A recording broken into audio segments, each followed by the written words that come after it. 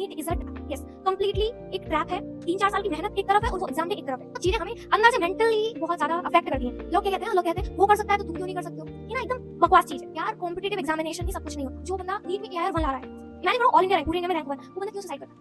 Hello everyone, my name is Simran Chaudhary और मैं एक एक्स नीट एस्पेरेंट हूँ।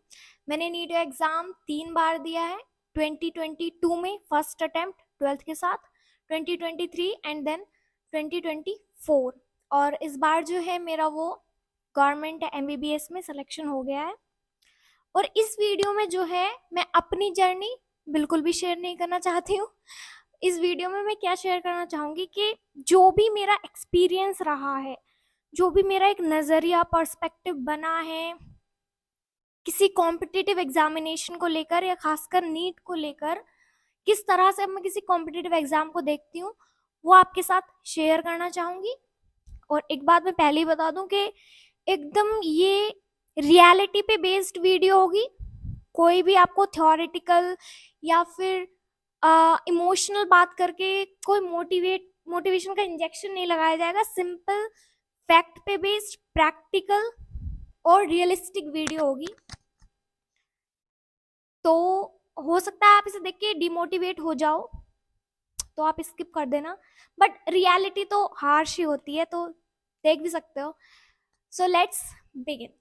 देखो, सिंपल आसान शब्दों में अगर मैं कहूँ तो NEET is a trap. Yes, completely एक ट्रैप है। कैसे, वो जैसे जैसे आप वीडियो देखेंगे पता चलता रहेगा।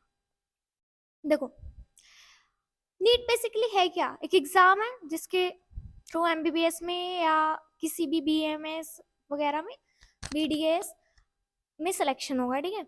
बट ये जो एग्जाम है ना, ये इतना कॉम्पिटिटिव है आज के समय में, बहुत ज्यादा।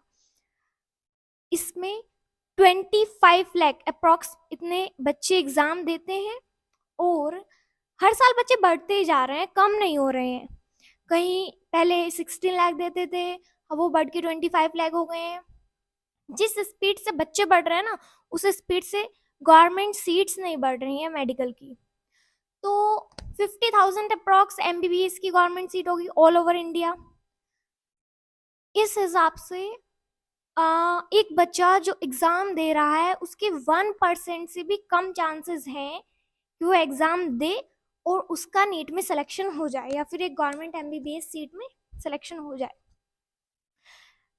मतलब कि 99% से ज्यादा चांसेस हैं कि आप एग्जाम दोगे और नहीं हो पाएगा।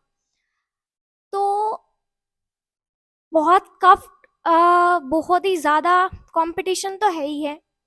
साथ ही साथ अब मजे की बात यह है कि जितने भी हमारे आसपास लोग हैं जो हमें मोटिवेट करते रहते हैं, सो कॉल्ड मोटिवेटर्स, या फिर हमारे कोचिंग इंस्टीट्यूट्स में जो हमें प्रोत्साहन देते हैं, वो हमें ऐसा फील कराते हैं कि हम ही उन 1% में से एक है, बाकी सब तो भीड़ है, हम मेहनत करेंगे हमारा हो जाएगा, हम उन % में से एक हैं। ऐसा यूनिक सा फील करवाते हैं हमें। ऐसा क्यों? उसके पीछे उनका प्रोपेगेंडा है भाई। ज्यादा बच्चे आए, जब उन्हें ये विश्वास होगा बच्चों को कि हाँ हमारा सिलेक्शन होगा, तभी तो वो आएंगे। अगर वो पहले ही बता देंगे कि भाई बहुत कम चांसेस हैं कि हो पाएगा, तो क्यों आएंगे बच्चे? अब इतने कम % चांसेस हैं। अब बहुत आप सोचोगे यार मेहनत करेंगे तो आ भी जाएंगे उन 1% में, क्यों नहीं आ सकते? अच्छे मार्क्स ले आएंगे, अच्छी रैंक ले आएंगे। तो अच्छे मार्क्स से अच्छी रैंक आना, ये आपकी खाली मेहनत पे डिपेंड नहीं करता, खासकर एक कॉम्पिटिटिव एग्जामिनेशन में जो कि MCQ बेस्ड है। ये जो मैं बात कह रही हूँ ना, ये वही समझेगा जिसने कोई एग्जाम दिया हो कॉम्पिटिटिव, खासकर MCQ बेस्ड। क्यों? क्योंकि देखो, मेहनत तो आपकी ऑब्वियसली मैटर करेगी, ऐसा नहीं है मैटर नहीं करेगी, बट वो ओनली 50%। 50% जो है वो डिपेंड करेगा आपका एग्जाम डे कैसा है, एग्जाम डे के दिन कैसा लक फैक्टर है, या फिर बहुत सारी चीजें होती हैं जो हमारे कंट्रोल में नहीं होती। मान लो कोई ट्रोमेटाइजिंग सिचुएशन आ गई, आपकी मेंटल पीस ही बिगड़ गई एग्जाम टाइम पे, या मान लो उसकी एग्जाम से एक दिन पहले आपके कहीं चोट लग गई, या फिर कोई फैमिली में एक्सपायर हो गया, तो बहुत कुछ भी हो सकता है, बहुत सारी चीजें हैं। तो एग्जाम डे जो है बहुत बड़ा डिसाइडिंग फैक्टर है जिसके बारे में कोई बात नहीं करता है। बात क्या करेंगे, आप मेहनत करो, 3-4 साल लग के मेहनत करो, पर 3-4 साल की मेहनत एक तरफ है और वो एग्जाम डे एक तरफ है। मेहनत शायद आपके हाथ में है, और है कुछ हद तक, कुछ परसेंटेज तक आपकी मेहनत हाथ में, बट एग्जाम डे बिल्कुल भी आपके कंट्रोल में नहीं है। It's totally luck factor. अब यहाँ पे ही डिमोटिवेशन आ जाएगा कि यार मेहनत तो हम कर रहे हो, क्या पता एग्जाम डे अच्छा ना हो। नहीं होता यार, बहुत का नहीं होता, मैं जानती हूँ। सिली मिस्टेक हो जाते हैं, किसी की ज्यादा सिली मिस्टेक हो गई, वहां पे ही एकदम से सिलेक्शन से बाहर की रेंज में आ जाते हैं। आता हुआ क्वेश्चन गलत हो जाता है, ओएमआर गलत हो जाती है, किसी किसी की, मेरी खुद की ओएमआर गलत हुई, किसी का पेपर भी छूट जाता है। मतलब मेरे सेंटर पर ही एक लड़की थी, वो 1:30 पे पहुंची थी आई थिंक, और 1:30 क्लोजिंग टाइम था, उसे बिल्कुल भी एंट्री नहीं मिली और वो फिर रोते हुए गई बेचारी। तो एग्जाम डे यार बहुत ही फ्रेजाइल है, मतलब कुछ भी हो सकता है। इतना श्योर शॉट नहीं कह सकते कि आप 100% मेहनत करोगे तो हो ही जाएगा। बट अब मानते हैं आप लक्की भी हैं, मेहनती हैं और लक्की भी हैं। आपने मेहनत करी, आपका एग्जाम डे भी अच्छा था, सब कुछ बढ़िया गया, पेपर अच्छा गया, मार्क्स अच्छे आए, ठीक है। अब मार्क्स अच्छे आने पे भी कॉलेज मिले या नहीं मिले इसकी कोई गारंटी नहीं है, क्योंकि कॉलेज मिलना या गवर्नमेंट एमबीबीएस सीट मिलना ये दो चीजों पे डिपेंड करता है। एक तो मार्क्स, दूसरा आप कौन से स्टेट से हो, मतलब कौन से स्टेट का डोमिसाइल है आपके पास, या फिर कौन सी कैटेगरी या फिर सब कैटेगरी से आप बिलोंग करते हो। तो हो सकता है कोई बंदा जिसके 620 प्लस या 600 प्लस है और वो एमपी का डोमिसाइल है, उसे कॉलेज मिल जाए, और एक बंदा जिसके 660 है बट वो राजस्थान से है, उसे कॉलेज ही नहीं मिले। तो एकदम अच्छे मार्क्स लाने पे भी अब कॉलेज मिले ना मिले कोई गारंटी नहीं है। तो इस तरह से ये एक ट्रैप सा है।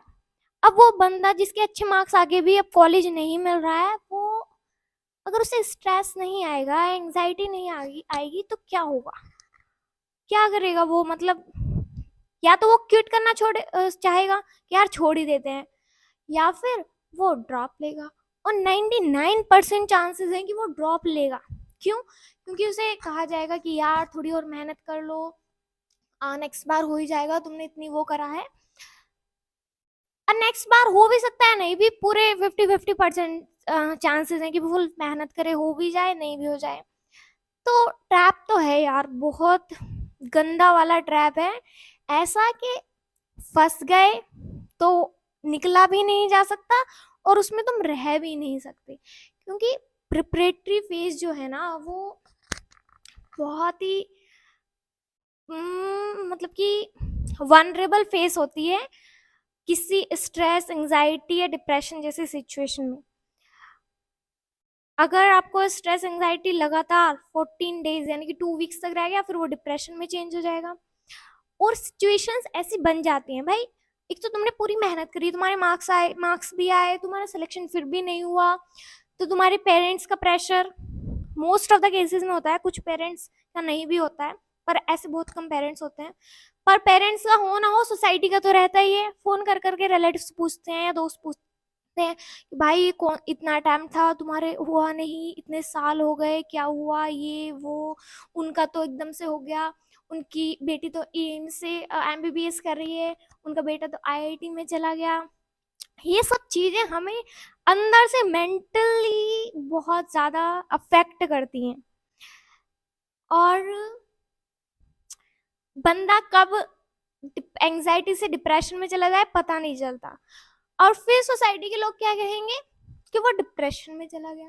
अरे भाई जाता नहीं है कोई डिप्रेशन में, डिप्रेशन अपने आप आता है। ऐसी सिचुएशन जब हो जाती होती है ना, जब लाइफ के सारे फैक्टर्स ही बेकार चल रहे होते हैं, तुम्हारी हेल्थ खराब है, तुम्हारी कैरियर, सब तरह से जब सिचुएशन बिगड़ती है ना, तब डिप्रेशन आता है। और उसमें उस बंदे को ब्लेम करते हैं कि तुम्हारी तो गलती है, तुमने अच्छे से मेहनत नहीं करी। क्यों? क्योंकि सिंपल है ये कहना, और सब इतनी सारी फैक्टर्स हैं उन्हें समझने के लिए, तो उन्हें दिमाग लगाना नहीं है कि भाई क्या रीजन हो सकता है, क्या वजह है।